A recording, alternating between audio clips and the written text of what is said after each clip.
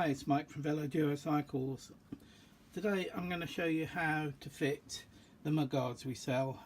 These are some Velo Orange hammered alloy mudguards, but the fitting method is the same for the Gilberto and also for the carbon fibre mudguards that we sell. They all use the French fitting method, which is slightly different to the British standard method, and it gives you a much tighter fit to the frame. It doesn't rattle, and also I think it looks quite a bit neater. So first thing we're going to do is have a look at the fitting options that we've got.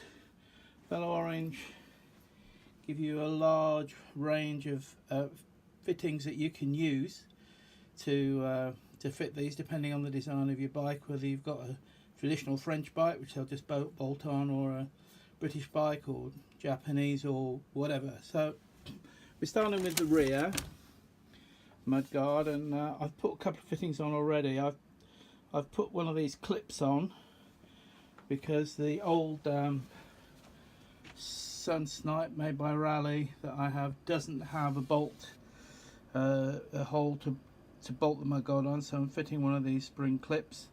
I've already drilled holes for this carrier rack here, the right distance apart, and I picked those up off the old mudguards I've just taken off, so they're already done.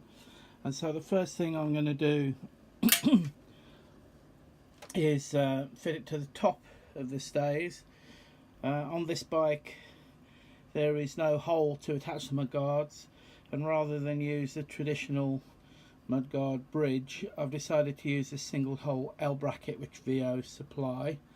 So I've fitted the L bracket to the brakes. I've just got to mark out on the mudguard where I've got to drill the hole to put a nut and bolt through there. So I'm just going to loosely fit the guard, put it over the little bridge by the chainstay there with the clip. I put a bit of masking tape on so that I don't scratch the mudguards, and you can see I've marked the hole where I'm going to put a nut and bolt through for the L bracket. So I'm going to go away and do that. I'll come back to you in a minute. Okay, so I've fitted the L bracket to secure the mudguard, and it's secured down there. You can just about see by the spring clip. Next thing to do is to bring this up and attach this exactly where we want it. Okay, so now we've got the carrier attached to the mudguards to further support the mudguards. You can see we used leather washers there. VO kindly supply leather washers with the kit, so both of them are nicely attached now. So all remains to do now is to attach the stays.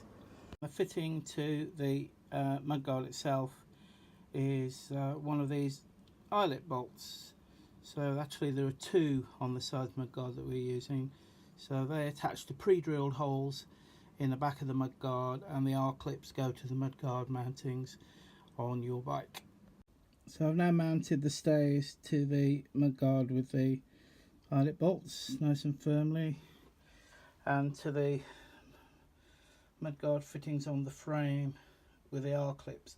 If you don't have mudguard fittings on the frame, VO make a product called fender stay mount, which attaches to the axle behind the axle bolt, or the quick release, and then you can attach the stays to that. So if you don't have mudguard lugs on your frame, then you can still use these mudguards. So now we're going to look at the attaching the front mudguard. The system that we're using for the Velo Orange Gilberto and for the carbon mudguards doesn't use the traditional bracket on the back to attach the mudguard. It uses something called a Daruma. This is a Daruma. It's just an eye bolt really, and let's try and get it in focus. And the Daruma, the hole fits on the brake bolt here, and it will hang down. So it's already fitted because this bike's previously had the mudguards fitted, and you can see there's a hole hanging down. Also, if you watch the video on how we put the front carrier on, you'll see that the strip on the front carrier attaches to the Daruma, so that bolt does the whole job. So let's have a look at the new front mudguard. It's drilled for the Daruma, so that's easy enough to fit, and it's also drilled at the back for the eyelet bolts on the stays. So we'll just get it fitted up to the Daruma first, and then we've got to make a hole. Ideally, it's not absolutely necessary, but ideally to attach the rack. I'll find it for you. Ooh. To attach the rack to this boss on the carrier to the mudguard, so that stiffens the mudguard up a bit more. So we'll do that now. So with the mudguards, VO also give you this alloy stiffener, which will go under the mudguard to stiffen up the Daruma fitting, so the mudguard is stronger there and is less likely to sort of suffer any metal fatigue or cracking. And that's just fitted with this double-sided tape there, so we'll do that and then attach it to the Daruma. I've just taken a length of masking tape and stuck it to the mudguard approximately where the boss is going to be. Then I'm going to mark the position of the boss along the length of the mudguard, and then I'm going to use a trick to make sure I get it exactly in the middle. So first thing to do is to mark where the boss is going to be. So here's a bit of tape, and you can see while it was still on the mudguard, I marked the edges of the mudguard, so I put it on in exactly the same place. And to find the middle, I'm just going to fold those two lines together and make a crease in the middle. Together, like that.